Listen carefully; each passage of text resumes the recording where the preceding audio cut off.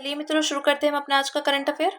देखते हैं आज की मुख्य खबरें क्या है। तो पहली न्यूज है, मत्स्य पालन, पशुपालन और डेयरी मंत्रालय MOFAHND ने विश्व मत्स्य पालन दिवस 2024 मनाया है।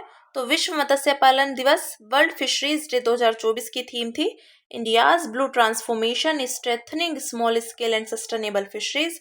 तो इस दौरान शुरू की गई मुख्य पहले हैं, डेटा आधारित नीति निर्माण के लिए 5वीं मरीन फिशरीज गणना, संधारणीय शार्क प्रबंधन के लिए शार्क पर राष्ट्रीय कार्य योजना, श्रीलंका, बांग्लादेश और मालदीव के सहयोग से बंगाल की खाड़ी क्षेत्र में अवैध, असूचित और अविनियमित मत्स्यन गतिविधियों को रोकने के लिए IUU मत्स्यन पर क्षेत्रीय कार्य योजना को भारत का समर्थन, समुद्र में प्लास्टिक कचरे से निपटने के लिए अंतर्राष्ट्रीय समुद्री संगठन खाद्य एवं कृषि संगठन की ग्लोलीटर साझेदारी परियोजना, समुद्री मत्स्यन हेतु प्रयुक्त होने वाली नौकाओं व पोतों के लिए कम लागत वाले ईंधन को बढ़ावा देने हेतु रेट्रोफिटेड LPG किटों के लिए मानक संचालन प्रक्रियाएं, और तटीय जल कृषि फर्मों के ऑनलाइन पंजीकरण को सक्षम करने के लिए नवीन सिंगल विंडो सिस्टम, और केरल को सर्वश्रेष्ठ समुद्री राज्य का पुरस्कार, साथ ही तेलंगाना को सर्वश्रेष्ठ अंतर्देशीय राज्य का पुरस्कार प्रदान किया गया है। चलिए जानते हैं मत्स्य पालन क्षेत्र का महत्व। तो आजीविका का साधन, यह लगभग 3 करोड़ मछुआरों और मत्स्य कृषकों सहित संबंधित मूल्य श्रृंखला में व्यापार रोजगार के अवसर प्रदान करता है। पोषण युक्त मछली पशु आधारित प्रोटीन का एक सस्ता और समृद्ध स्रोत है।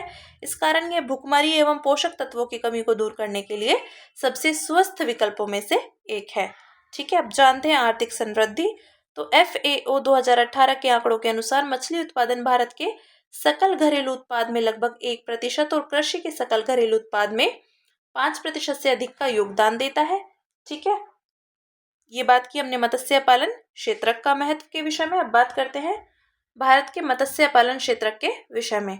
तो भारत विश्व का दूसरा सबसे बड़ा मछली उत्पादक देश है। साथ ही यह वैश्विक मत्स्य उत्पादन में 8% का योगदान भी देता है। भारत जलीय कृषि आधारित उत्पादन के मामले में दूसरे स्थान पर है और झींगा के उत्पादन एवं निर्यात में अग्रणी भी है। भारत कैप्चर फिशरीज में सबसे बड़े उत्पादकों में से एक है। ठीक है, आइए जानते हैं मत्स्य पालन क्षेत्र को बढ़ावा देने के लिए शुरू की गई अन्य पहले। तो प्रधानमंत्री मत्स्य संपदा योजना, प्रधानमंत्री मत्स्य किसान समृद्धि सह योजना, राष्ट्रीय मत्स्य विकास बोर्ड की स्थापना 2006 में मत्स्य पालन, पशुपालन और डेयरी मंत्रालय के तहत एक स्वायत्त संगठन के रूप में की गई थी। मात्स्यिकी और जलीय कृषि अवसंरचना विकास निधि, ठीक है, FIDF आदि। ठीक है, ये बात की हमने मत्स्य पालन क्षेत्र को बढ़ावा देने के लिए शुरू की गई पहलों के विषय में। अब बात करते हैं CII और FMS ने भारत के संदर्भ में वर्क फ्रॉम होम के संबंध में संयुक्त अध्ययन जारी किया। तो इस अध्ययन में भारतीय संदर्भ में वर्क फ्रॉम होम के लागत लाभ विश्लेषण को उजागर किया गया है। वर्क फ्रॉम होम के लाभ, तो पहले बात करते हैं संगठनात्मक स्तर पर। तो ऑफिस के किराए, कर्मचारियों, ग्राहकों आदि के साथ मीटिंग के मामले में 25% से अधिक की बचत होती है। उत्पादकता की बात करें तो ऑफिस आने जाने से संबंधित तनाव में कमी से कर्मचारियों की उत्पादकता और ऊर्जा का स्तर बढ़ जाता है। कंपनी को अन्य लाभ, तो इससे कंपनी को निम्नलिखित लाभ मिलते हैं, जैसे कि उसके कार्बन फुटप्रिंट में कमी आती है, उसके पर्यावरणीय, सामाजिक और गवर्नेंस संबंधी लक्ष्यों को पूरा करने में मदद मिलती है, साथ ही भौगोलिक रूप से दूर रहने वाले प्रतिभावान लोगों की भर्ती करने का विकल्प मिलता है। ठीक है, अब देखते हैं कर्मचारी स्तर पर। तो बचत की बात करें तो ऑफिस आने जाने के समय और लागत में कमी आती है, ऑफिस से दूर कम किराए वाले क्षेत्रों में रहने का विकल्प मिल जाता है आदि। पारिवारिक संबंध, परिवार के साथ बेहतर संबंध बने रहते हैं। छोटे बच्चों वाले माता पिता और देखभाल करने वालों के लिए लाभकारी विकल्प है। बेहतर वर्क लाइफ संतुलन बनता है। ठीक है, अब बात करते हैं वर्क फ्रॉम होम के नकारात्मक प्रभाव क्या है। तो संगठनात्मक स्तर पर देखें तो इसमें कम प्रभावी संचार से टीम वर्क पर असर पड़ना, संगठनात्मक संस्कृति के विकास और प्रगति में बाधा आना आदि शामिल है। कर्मचारी स्तर पर इसमें बार बार व्यवधान, काम को लेकर लापरवाही, घर पर निर्बाध कार्यस्थल के अभाव के कारण तनाव में वृद्धि होना आदि शामिल है। पारिवारिक संबंध, तो घरेलू हिंसा की घटनाओं में वृद्धि, महिलाओं पर दबाव बढ़ना आदि। आगे की राह देखते हैं।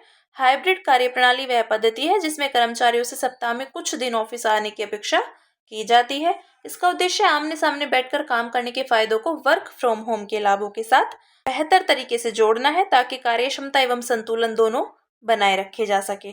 ठीक है, ये बात की हमने वर्क फ्रॉम होम के विषय में। अब बात करते हैं COP29 में विश्व स्वास्थ्य संगठन WHO ने जलवायु परिवर्तन और स्वास्थ्य पर रिपोर्ट जारी की है। तो इस रिपोर्ट में स्वास्थ्य के नजरिए से सभी लोगों, स्थानों और संपूर्ण पृथ्वी ग्रह को ध्यान में रखते हुए जलवायु कार्यवाही के महत्व को रेखांकित किया गया है। स्वास्थ्य पर जलवायु परिवर्तन के प्रभाव देखते हैं। तो प्रत्यक्ष प्रभाव की बात करें तो गैर संचारी रोग। तो जलवायु परिवर्तन और वायु प्रदूषण गैर संचारी रोगों से होने वाली 85% मौतों के लिए जिम्मेदार है। Heat stress. तो जलवायु परिवर्तन के कारण लोगों को 2023 में स्वास्थ्य के लिए खतरनाक गर्मी के 50 अधिक दिनों का सामना करना पड़ा था। मातृ एवं प्रजनन स्वास्थ्य पर प्रभाव। तो जलवायु परिवर्तन की वजह से समय से पहले प्रसव, अल्पवजनी बच्चे का जन्म लेना, प्रसव के दौरान मातृ मृत्यु, बंध्यपन जैसे प्रभाव देखे जा रहे हैं। अब देखते हैं प्रत्यक्ष प्रभाव। तो गरीबी रेखा में चले जाने और हाशिए पर जाने की दर में वृद्धि हो रही है। खाद्य और जल संकट बढ़ रहे हैं। संघर्ष और पलायन में भी वृद्धि हो रही है। 2023 में मौसम संबंधी आपदाओं के कारण 20.3 मिलियन लोगों को अपने मूल निवास स्थान से विस्थापित होकर देश में ही किसी अन्य जगह जाना पड़ा था। ठीक है, तो रिपोर्ट के मुख्य सुझाव पर एक नजर डालते हैं। तो मानव और पशु स्वास्थ्य तथा पारिस्थितिकी तंत्र की सुरक्षा के बीच संबंधों से जुड़ी समस्याओं को दूर करने के लिए वन हेल्थ अप्रोच को लागू करना चाहिए। संसाधनों के दोहन वाली आर्थिक प्रणाली की जगह सर्कुलर इकोनॉमी को अपनाना चाहिए और जलवायु वित्त पोषण के लिए नए सामूहिक परिमाणित लक्ष्य को अपनाना सुनिश्चित करना चाहिए। स्वास्थ्य के विषय को राष्ट्रीय जलवायु कार्यवाही योजना में एकीकृत करना चाहिए। इन योजनाओं में राष्ट्रीय स्तर पर निर्धारित योगदान, राष्ट्रीय कार्य योजना आदि शामिल है। ठीक है, शुरू की गई मुख्य पहले देखते हैं। तो केंद्रीय स्वास्थ्य एवं परिवार कल्याण मंत्रालय ने जलवायु परिवर्तन और मानव स्वास्थ्य पर राष्ट्रीय कार्यक्रम शुरू किया है। केंद्र सरकार ने विज्ञान एवं प्रौद्योगिकी विभाग ने जलवायु परिवर्तन एवं स्वास्थ्य पर नेटवर्क कार्यक्रम शुरू किया है आदि। ठीक है, अंत में देखते हैं स्वास्थ्य के लिए जलवायु कार्यवाही क्यों आवश्यक है। ठीक है, तो उसके कारण देखते हैं। पहला है ग्रह यानी प्लैनेट, लोगों और पृथ्वी ग्रह के लिए वित्तीय एवं शासन प्रणाली का पुनर्गठन। लोग यानी पीपल, जलवायु संकट का प्रत्यक्ष उदाहरण स्वास्थ्य पर प्रभाव है। किसी भी जलवायु कार्यवाही के केंद्र में स्वास्थ्य देखभाल, सेहतमंदी और समानता अवश्य होनी चाहिए। तीसरा है स्थान यानी प्लेस, स्वास्थ्य के लिए पर्यावरण की देखभाल तथा जलवायु परिवर्तन रोकथाम में निवेश के महत्वपूर्ण अवसरों और बचत के सहलाभों को समझना। ठीक है, ये बात की हमने स्वास्थ्य के लिए जलवायु कार्यवाही क्यों आवश्यक है। अब बात करते हैं जलवायु और स्वच्छ वायु गठबंधन CCAC तथा खाद्य एवं कृषि संगठन FAO ने वैश्विक नाइट्रस ऑक्साइड N2O आकलन रिपोर्ट जारी की है। तो यह आकलन रिपोर्ट अजरबैजान में बाकू में आयोजित जलवायु परिवर्तन पर COP29 में जारी की गई है। यह विगत एक दशक से भी अधिक समय से केवल N2O पर केंद्रित पहली अंतर्राष्ट्रीय रिपोर्ट है। रिपोर्ट के मुख्य बिंदु पर एक नजर डालते हैं। यदि N2O उत्सर्जन अपनी वर्तमान दर से बढ़ता रहा तो वैश्विक तापमान को 1.5 डिग्री सेल्सियस तक सीमित करने का कोई संभावित मार्ग नहीं रहेगा। वर्तमान वैश्विक तापमान में N2O का हिस्सा 0.1 डिग्री सेल्सियस है। 1980 के बाद से मानव जनित गतिविधियों से N2O के उत्सर्जन में वैश्विक स्तर पर 40% की वृद्धि हुई है। इसमें से लगभग 75% उत्सर्जन कृषि में सिंथेटिक उर्वरकों और खाद के उपयोग से हुआ है। ठीक है, N2O ओजोन परत को नुकसान पहुंचाने वाला प्रमुख तत्व है। इससे हानिकारक अल्ट्रावायलेट UV का जोखिम बढ़ गया है। इस जोखिम की वजह से मोतियाबिंद का खतरा 0.2 से 0.8% और स्किन कैंसर का खतरा 2 से 10% तक बढ़ गया है। N2O उत्सर्जन को कम करने के लिए सुझाए गए उपाय देखते हैं। तो कृषि क्षेत्र, उर्वरक दक्षता बढ़ानी चाहिए, नाइट्रीकरण अवरोधकों को अपनाना चाहिए तथा उर्वरकों से पोषक तत्वों की निकासी को धीमा करने वाले फॉर्मुलेशन का उपयोग करना चाहिए। इससे N2O उत्सर्जन में कमी आएगी।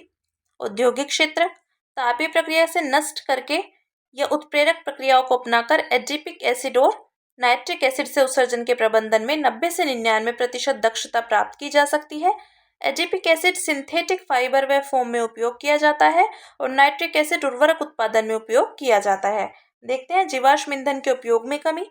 तो परिवहन और ऊर्जा उत्पादन में नवीकरणीय संसाधनों के उपयोग को बढ़ाना चाहिए। खाद्य प्रबंधन, इसमें पशु आहार में पोषक तत्वों के इनपुट को संतुलित करना, अधिक चराई को कम करना, खाद्य की अवायवीय पाचन प्रक्रिया को बढ़ावा देना आदि शामिल है। बहुपक्षीय समझौतों को लागू करना, तो convention on long range transboundary air pollution के गोथेनबर्ग प्रोटोकॉल में अमोनिया और नाइट्रोजन ऑक्साइड के उत्सर्जन को कम करने का लक्ष्य निर्धारित किया गया है। ठीक है, अब जानते हैं नाइट्रस ऑक्साइड के विषय में। तो ये वायुमंडल में लंबे समय तक बने रहने वाली ग्रीन हाउस गैस है। इसमें CO2 की तुलना में वायुमंडल को गर्म करने की लगभग 270 गुना अधिक क्षमता है। ये गैस वायुमंडल में लगभग 114 वर्ष तक रह सकती है। उत्सर्जन के स्रोत देखते हैं तो प्राकृतिक स्रोत, मृदा और महासागरों में सूक्ष्म जीवों की गतिविधियां, मानव जनित गतिविधियां हैं, उर्वरक, अपशिष्ट जल आदि। अन्य संबंधित महत्वपूर्ण तथ्य देखते हैं तो यह अकार्बनिक गैस है और इसे आमतौर पर लाफिंग गैस भी कहा जाता है। यह पारदर्शी, रंगहीन, गंधहीन और जल में घुलनशील गैस है। इसके वाष्प हवा से भारी होते हैं। जलवायु और स्वच्छ वायु गठबंधन के बारे में देखते हैं तो इसकी स्थापना 2012 में हुई थी। इसे संयुक्त राष्ट्र पर्यावरण कार्यक्रम UNEP के तहत आयोजित किया जाता है। इसमें 160 से अधिक सरकारों, अंतर सरकारी संगठनों और गैर सरकारी संगठनों की एक स्वैच्छिक साझेदारी है। भारत 2019 में CCAC में शामिल हुआ था। यह संगठन फार्मिंग की अधिक क्षमता वाले लेकिन इसे अल्पकालिक जलवायु प्रदूषकों को कम करने के लिए कार्य करता है, जो जलवायु परिवर्तन और वायु प्रदूषण दोनों को बढ़ावा देते हैं। ठीक है, ये बात की नाइट्रस ऑक्साइड के विषय में अब बात करते हैं। रूस के राष्ट्रपति ने संशोधित परमाणु सिद्धांत को मंजूरी प्रदान की। तो रूस ने अपने 2020 के परमाणु सिद्धांत को अपडेट किया है।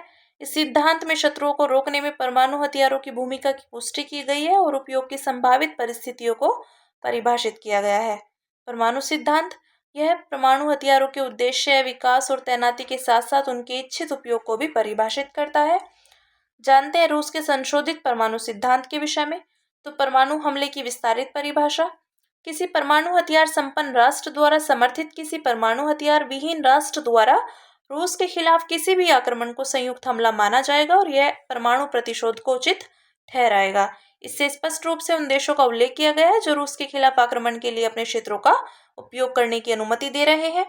परमाणु प्रतिक्रिया सीमा को कम करना, तो रूसी परमाणु सिद्धांत का विस्तार राष्ट्र के अस्तित्व की रक्षा से लेकर संप्रभुता और क्षेत्रीय अखंडता की रक्षा तक हो गया है। बेलारूस को औपचारिक रूप से रूस के परमाणु क्षेत्र के अंतर्गत रखा गया है। संभावित परमाणु प्रतिक्रिया को बढ़ावा देने वाले जोखिमों में शामिल है रूसी सीमाओं के निकट सैन्य गठबंधनों का विस्तार और बड़े पैमाने पर सैन्य अभ्यास, रूसी सीमाओं के निकट शत्रुओं के सैन्य बुनियादी ढांचे की स्थापना। ठीक है, अब बात करते हैं रूस के संशोधित परमाणु सिद्धांत के संभावित प्रभाव। तो परमाणु प्रसार में वृद्धि। संशोधित परमाणु सिद्धांत सामरिक परमाणु युद्ध के उपयोग की संभावना को बढ़ाता है। परमाणु अप्रसार व्यवस्था को कमजोर करना। संशोधित सिद्धांत से देशों को परमाणु हथियार कार्यक्रमों को छोड़ने के लिए राजी करने में कठिनाई बढ़ सकती है। अविश्वास में बढ़ोतरी। तो रूस की कम होती परमाणु सीमा तथा चरम परिस्थितियों की विस्तारित परिभाषा से रूस और अमेरिका के बीच अविश्वास बढ़ सकता है। यहाँ परमाणु सीमा से आशय युद्ध में परमाणु हथियारों का सहन सीमा से पहले ही उपयोग करने से है। ठीक है, अब बात करते हैं भारत के परमाणु सिद्धांत 2003 के विषय में। तो पहले उपयोग नहीं, नो फर्स्ट यूज। भारत परमाणु हथियारों का पहले उपयोग नहीं करेगा। विश्वसनीय न्यूनतम प्रतिरोध यानी मिनिमम डिटरेंस। तो भारत संभावित हमलावरों को रोकने के लिए न्यूनतम परमाणु शस्त्रागार बनाए रखेगा। व्यापक जवाब कार्यवाही। तो परमाणु हमले की स्थिति में भारत व्यापक परमाणु हमले से जवाब देगा। असैन्य नियंत्रण। परमाणु हमले की स्थिति में जवाबी हमला करने का आदेश देने का अधिकार केवल असैन्य राजनीतिक नेतृत्व के पास होगा। यह नियंत्रण परमाणु कमान प्राधिकरण के माध्यम से होगा। परमाणु हथियार विहीन देशों के खिलाफ परमाणु हथियारों का उपयोग न करना। तो भारत परमाणु हथियार नहीं रखने वाले देशों के खिलाफ परमाणु हथियारों का इस्तेमाल नहीं करेगा। ये बात की हमने भारत के परमाणु सिद्धांत 2003 के विषय में। बात करते हैं अगली न्यूज़ की, जो है भारत और मालदीव ने स्थानीय मुद्राओं में सीमा पार लेन देन को बढ़ावा देने के लिए समझौता किया। तो भारतीय रिजर्व बैंक और मालदीव मौद्रिक प्राधिकरण MMA ने सीमा पार लेन देन के लिए स्थानीय मुद्राओं के उपयोग को बढ़ावा देने हेतु एक फ्रेमवर्क स्थापित करने के लिए समझौता ज्ञापन पर हस्ताक्षर किए हैं। उल्लेखनीय है कि भारत रुपए का अंतर्राष्ट्रीयकरण करने और अमेरिकी डॉलर पर अपनी निर्भरता को कम करने के प्रयासों के तहत स्थानीय मुद्राओं के उपयोग को बढ़ावा दे रहा है।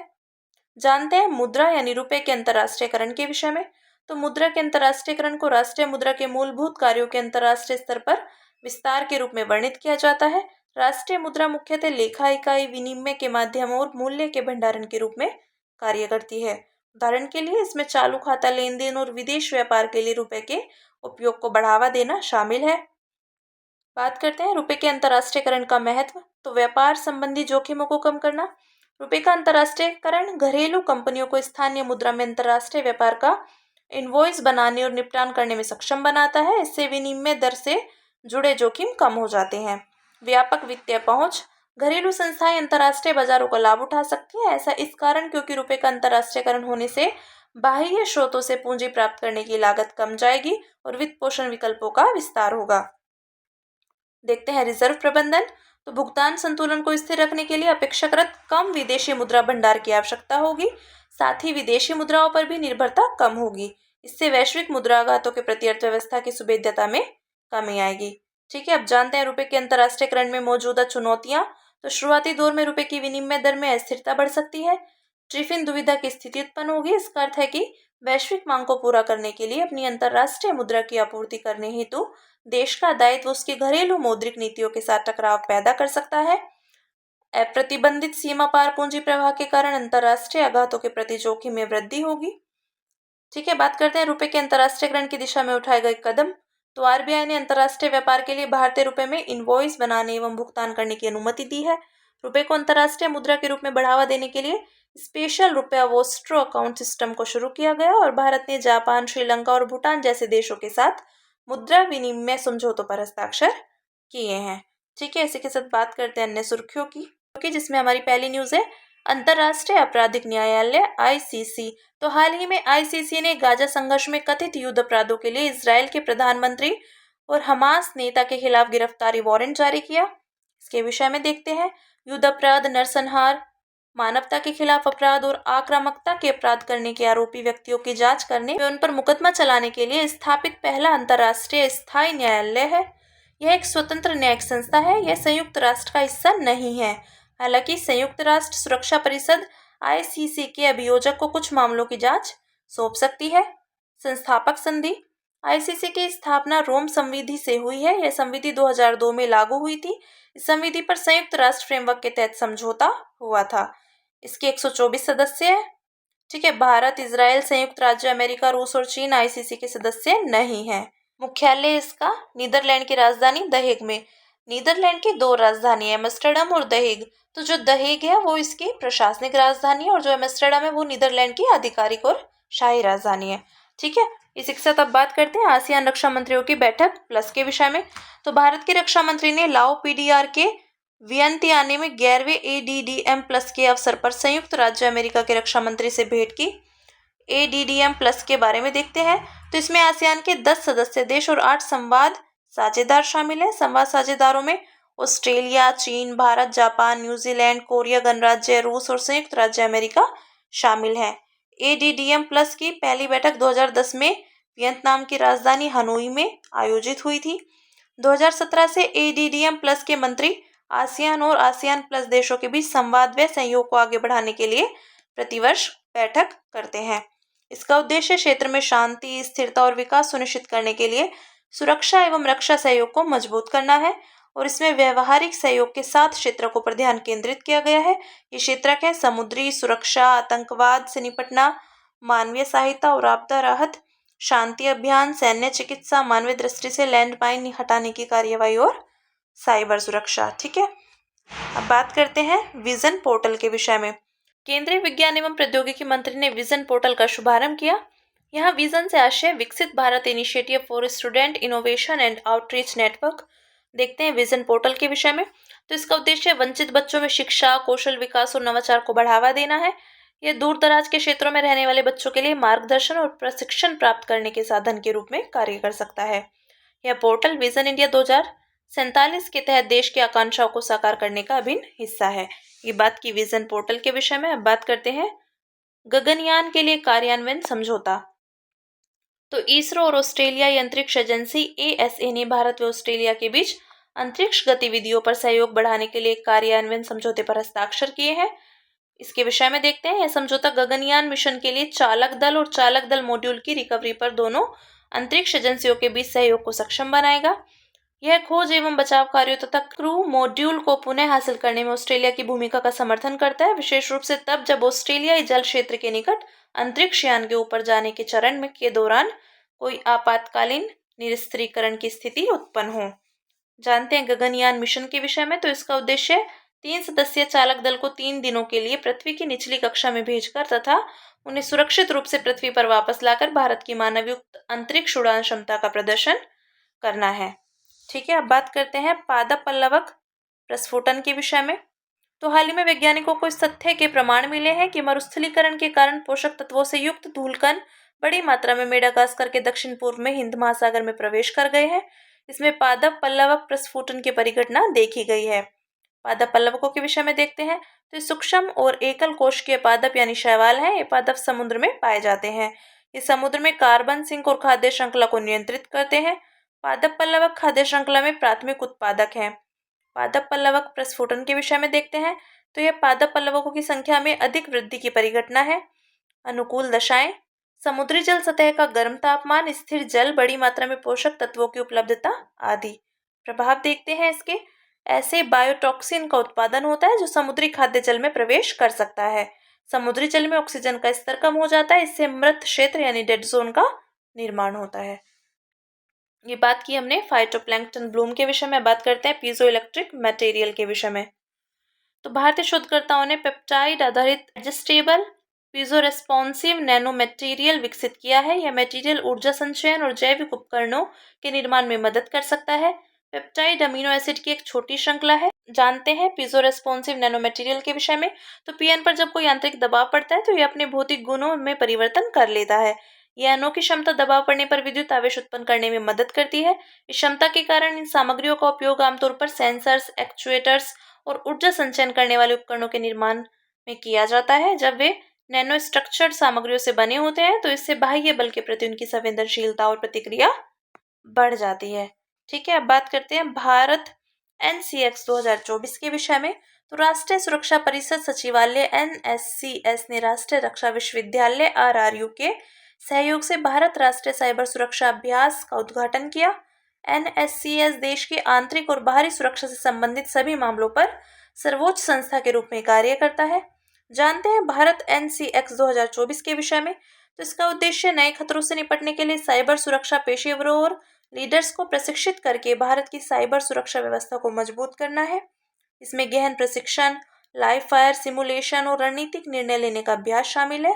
और ये राष्ट्रीय स्तर के साइबर खतरे जैसी स्थिति में निर्णय लेने का अभ्यास करने हेतु विविध क्षेत्रों के वरिष्ठ प्रबंधकों के एक साथ लाएगा। ठीक है, अब जानते हैं महापाषाण संस्कृति के विषय में। तो हाल ही में केरल के कासरकोड में महापाषाण काल से जुड़ी एक पुरातात्विक खोज की गई।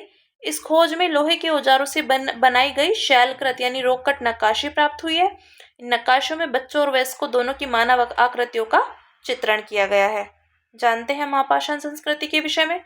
तो अवधि की बात करें तो लौह युग 1500 ईस्वी पूर्व से 500 ईस्वी पूर्व से संबंधित है। महापाषाण यह उस कालखंड को संदर्भित करता है जब शवों को जमीन के अंदर दफन कर उसे बड़े बड़े पत्थरों से ढका जाने लगा था। प्रकार बहुपाषाण, डोलमेन, क्रोमलेख, सिस्ट आदि और एकाश्म मेनहीर। महापाषाण संस्कृति से संबंधित स्थल आदिचनलूर व कोडुमनाल तमिलनाडु में, त्रिशूर और कुन्नुतूर केरल में आदि। विशेषताएं हैं कृषि आधारित अर्थव्यवस्था, पशुचारण, धातु, लकड़ी और चीनी मिट्टी उद्योग व शिल्प और धार्मिक प्रथाएं आदि। ठीक है, अब बात करते हैं सुर्खियों में रहा स्थल है हमारा एंटीगुआ और बारबुडा। राजधानी है इसकी सेंट जॉन्स।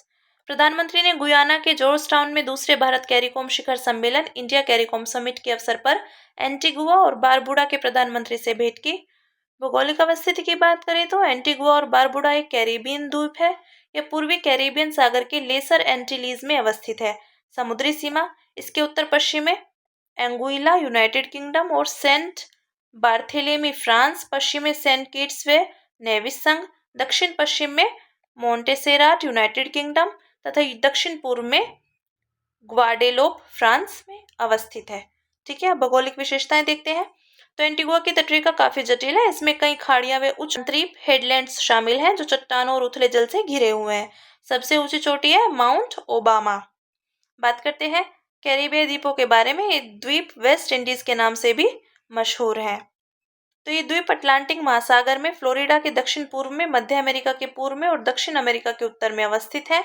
कैरिबियन सागर में उत्तर पश्चिम में ग्रेटर एंटीलीज द्वीप और दक्षिण पूर्व में लेसर एंटीलीज द्वीप स्थित है। ये बात की हमने एंटीगुआ और बारबुडा के विषय में। ठीक है, तो हमारी आज की जितनी भी मुख्य खबरें थी हमने सब पे विस्तार से चर्चा और विश्लेषण किया है। अब इसी के साथ मिलते हैं कल अपनी नई खबरों के साथ।